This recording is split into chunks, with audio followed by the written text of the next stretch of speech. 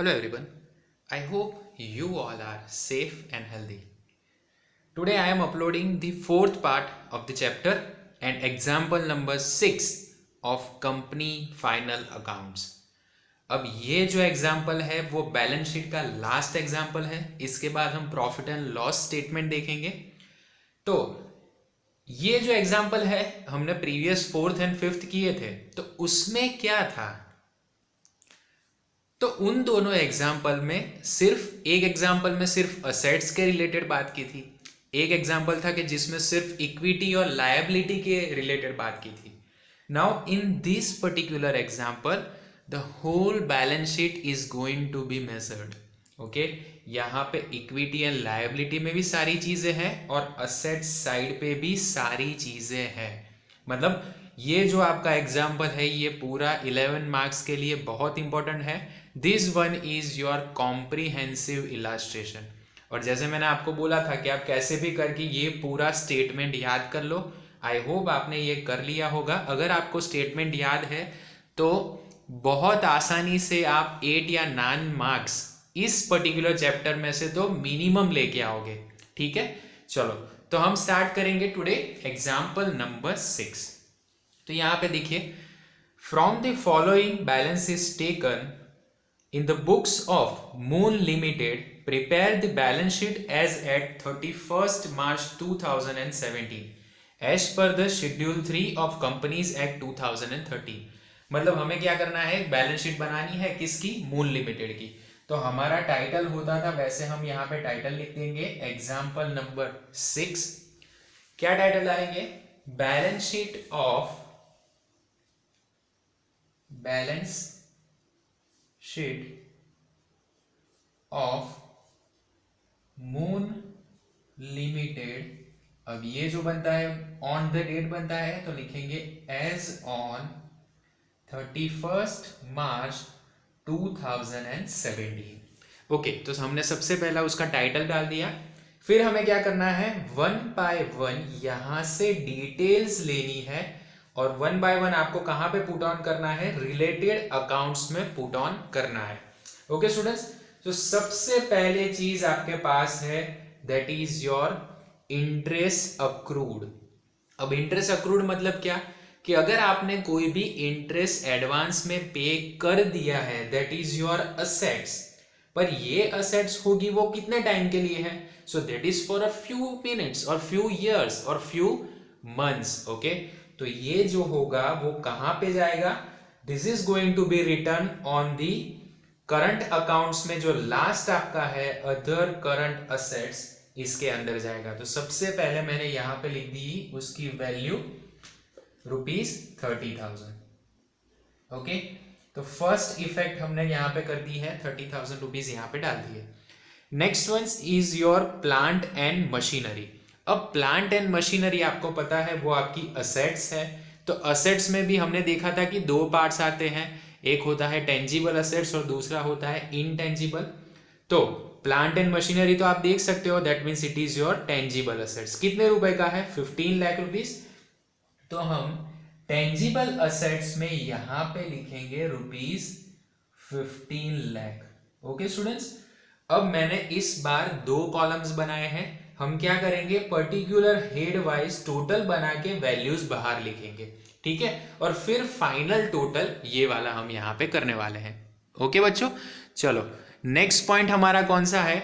So next one that is your equity share capital ₹15 lakh. अब आपको पता है इक्विटी शेयर कहां पे आएगा? तो शेयर कैपिटल में सबसे पहले चीज आती है शेयर होल्डर्स फंड, उसके अंदर आ जाएगा शेयर कैपिटल. दो ही चीज आएगी इसमें, एक आएगा आपका इक्विटी शेयर और दूसरा आ जाएगा प्रेफरेंस शेयर. तो यहाँ पे इक्विटी है तो सीधा यहाँ पे लिख देंगे 15 lakh rupees in the column of share capital. Okay, then the next one that is bank balance and cash. अब देखो कैश वर्ड यूज हुआ है, मतलब ये कैश एंड कैश इक्विवेलेंट्स में आएगा. कितनी वैल्यू है? 67,500. तो हम सीधा लिख देंगे कैश एंड कैश इक्विवेलेंट्स में 67,500 rupees. Next one that is your reserve, general reserve. अब जनरल रिजर्व तो रिजर्व्स हैं, तो मैंने आपको याद करवाया था कि कोई भी रिजर्व होगी वो आपकी आ जाएगी रिजर्व्स एंड सरप्लस में। तो रिजर्व कितने रुपए की है? 30,000। तो सीधा रिजर्व्स एंड सरप्लस में यहाँ पे लिख देंगे 30,000 रुपीज। ओके, चलो ये भी हो गया आपका। Next one that is your closing stock. Closing stock that is your assets, क्योंकि फ्यूचर में आप उसको सेल करोगे।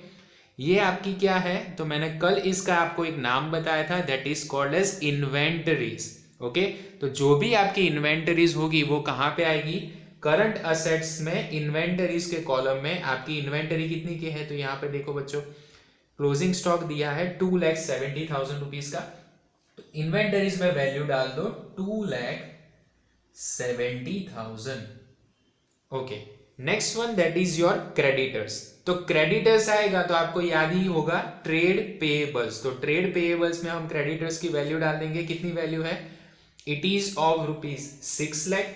तो ट्रेड पेएबल्स यहां पे आ जाएगा 6 लाख रुपीज। वेरी गुड, चलो आपको स्टेटमेंट याद है, ये सबसे अच्छी बात है। Then the next one that is debtors. Debtors के है 3,45,000। तो ट्रेड रिसीवेबल में आ जाएगा 3,45,000। अब ट्रेड रिसीवेबल में कौन कौन सी चीजें आती है? तो एक आपका आता है डेटर्स और दूसरा आपका आ जाएगा कौन सा? Bills receivable. ओके स्टूडेंट्स, चलो आगे। Next one that is your provision for tax, ₹90,000। अब मैंने कल आपको ये चीज ऑलरेडी बताई थी कि प्रोविजन ऑफ टैक्स है, ये सारी चीजें हम थोड़े महीनों में ही पे करने वाले हैं।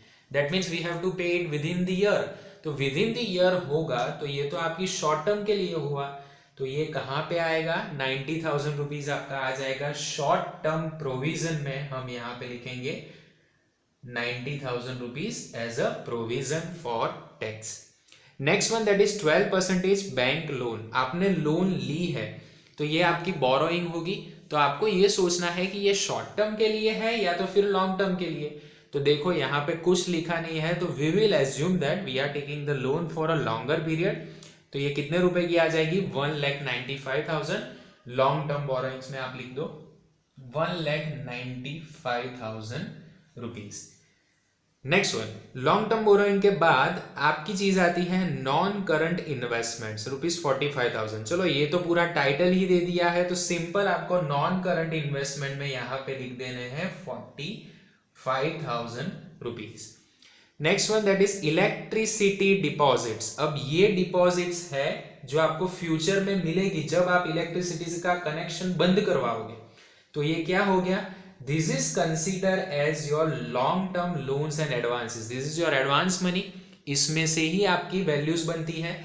तो ये एडवांस मनी कहां पे चला जाएगा? Long term loans and advances. Value आ जाएगी ₹1,87,500। ओके, चलो next one. Next and the last one that is provident fund, ₹30,000। अब आपको पता है प्रोविडेंट फंड का एग्जांपल हमने लास्ट में किया था ऑलरेडी। ये हमारी प्रोविजन है और ये प्रोविजन हम कब रिडीम करेंगे? जब हमारा एम्प्लॉय जॉब में से बाहर जाएगा रिटायर होके। तो वो तो बहुत साले लगेंगे। तो ये जो है ये क्या हो जाएगा? नॉन करंट लायबिलिटी हो जाएगा। उसमें कहां पे आएगा? लॉन्ग टर्म प्रोविजंस में आ जाएंगे 30,000 of for this particular provident fund. अब देखो कौन कौन सी चीजें हैं जहां पे कुछ नहीं है। तो यहाँ पे देखो, यहाँ पे कुछ नहीं है। दूसरा, शॉर्ट टर्म बोरोइंग्स आपके पास कोई भी नहीं है। फिर आपके पास अदर करंट लायबिलिटीज भी कोई नहीं है। फिर टेंजिबल है पर इनटेंजिबल में कुछ भी नहीं है। और अदर नॉन करंट असेट्स में भी आपके पास कुछ नहीं है। देन करंट इन्वेस्टमेंट में कुछ नहीं है and the short term loans and advances, इसमें भी कुछ नहीं है। बस ऐसे आपको डैश करके उनकी वैल्यूज बाहर निकालनी है। अब बच्चों मैं क्या कर रहा हूं, तो यहां पे थोड़ा ध्यान देना, कैलकुलेटर का यूज करेंगे। सो सबसे पहले देखो, तो यहां पे शेयर कैपिटल और शेयर होल्डर्स फंड, उसमें दो चीजें थी। पहला था आपका शेयर कैपिटल और दूसरा था रिजर्व एंड सरप्लस। तो मैं क्या कर रहा हूं, इन दोनों का टोटल कर रहा हूं। ओके, तो कितना होगा? तो 15 लाख रुपीज प्लस 30,000। तो आपका बैलेंस कितना बना? That is ₹15,30,000। तो ये मैंने आउटर कॉलम में लिख दिया। अगर कोई मुझे पूछे कि शेयर होल्डर्स फंड की कितनी वैल्यू है, तो यहां से मैं डायरेक्ट बता सकता हूं it is of ₹15,30,000। Clear? Next one, अब नेक्स्ट क्या है, तो यहाँ पे देखो नॉन करंट लायबिलिटीज, तो उसमें तीन चीजें हैं। टोटल क्या हो जाएगा, तो 1,95,000 प्लस उसके बाद कोई वैल्यू नहीं है और उसके बाद है 30,000, so total will become 2,25,000। Okay, तो 2,25,000 मैंने बाहर निकाले। अब इसका भी तो टोटल करो, तो इसका टोटल हो जाएगा 6 lakh plus 90,000, that is ₹6,90,000। Okay, चलो ये मेरा टोटल हो गया। उसके बाद हम क्या करेंगे, वैसे ही असेट साइड का भी तो टोटल करना है। सो 15 lakh rupees plus 45,000 plus 1,87,500, so the total will become 17,32,500। okay, next one, that is 2,70,000 plus 3,45,000 plus 67,500 plus 30,000, तो इसका टोटल हो जाएगा आपका 7,12,500 रुपीज। ओके, तो चलो मेरे पास सारे टोटल्स आ गए। तो अब मुझे क्या करना है, I just have to make the total of equity and liability only. मुझे क्या करना है, सिर्फ इक्विटी और लायबिलिटी का टोटल करना है। तो ये तीन चीजों का टोटल कर दो तो भी हो जाएगा 15,30,000 plus 2,25,000 plus 6,90,000, so your total is ₹24,45,000।